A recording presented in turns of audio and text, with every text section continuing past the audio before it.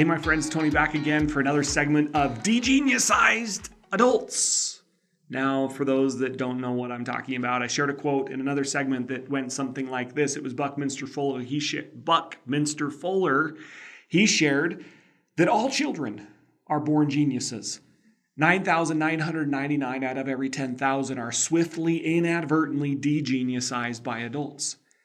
And so I have been on this quest to understand what is it about children that makes them so genius, that makes them alive with creativity.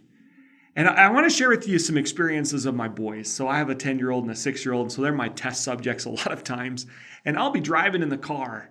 And while we're driving in the car, I hear from the back seat, "Dad, why?" Then he'll ask a question. "Dad, how does?" And then he'll ask a question. "Dad, what is it?" Then he'll ask a question. And it's like 20 questions. And he just keeps asking questions. And here's what I found about genius kids. Genius kids ask a lot of questions. But now I want you to understand this. Genius adults ask a lot of questions. The best leaders in life, the most influential people in our lives, ask a lot of questions. One of my favorite leaders that I study that is mentoring me and helping me and coaching me is John C. Maxwell. And he wrote a whole book on this subject. And the book is Good Leaders Ask Great Questions. So, are you asking great questions?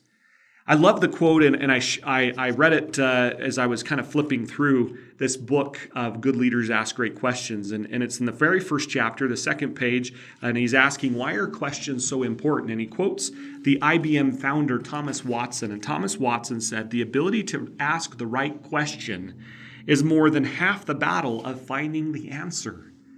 If you don't ask questions, then your brain literally cannot find answers. Your brain is an answer-seeking organism. And when you ask yourself the question, it will want to go find the answer. And you can pose a lot of different things, even things you don't like.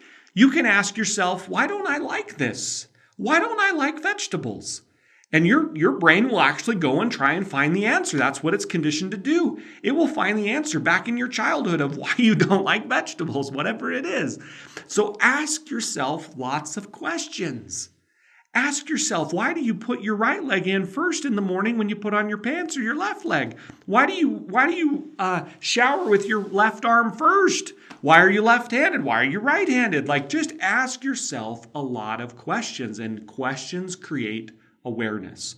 And one of the 3 things that I teach people in the world today of highly successful organizations and people is, number 2, they have a high degree of self-awareness. And the reason why people have a high degree of self-awareness is not because they go and attend all these different workshops and seminars and get coached.